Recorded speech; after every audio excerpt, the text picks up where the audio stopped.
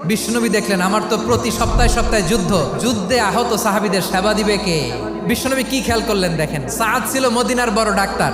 এই নারী সাহাবী রুফাইদা বাবার কাছ থেকে চিকিৎসা বিদ্যা শিখেছেন। বিশ্বনবী রুফাইদাকে বললেন, রুফাইদা তুমি মসজিদে নববীর পাশে একটা মেডিকেল ক্যাম্প করো। বিশ্বনবীর ডিরেকশন অনুযায়ী তিনি মসজিদে নববীর পাশে একটা মেডিকেল ক্যাম্প করলেন এবং আহত সাহাবাদের চিকিৎসা উনি ওনার টিম নিয়ে দিতেন। বিশ্বনবীর পরামর্শে উনি আনসারি এবং মুহাজির মহিলা সাহাবীদেরকে নিয়ে একটা স্পেশাল মেডিকেল টিম গঠন করলেন। খায়বার যুদ্ধে 7ম হিজরিতে যখন বিশ্বনবী যায়, উনি ওনার টিম নিয়ে আসলেন, বললেন, ইয়া রাসূলুল্লাহ, আমরা তো তলোয়ার চালাতে পারি না, আমরা তো তীর মারতে পারি না, আপনি যদি অনুমতি দেন খায়বার অভিযানে আমি আমার টিম নিয়ে মেডিকেল টিমের সেবাটা সার্ভিসটা দিতে চাই। পড়েন সুবহানাল্লাহ।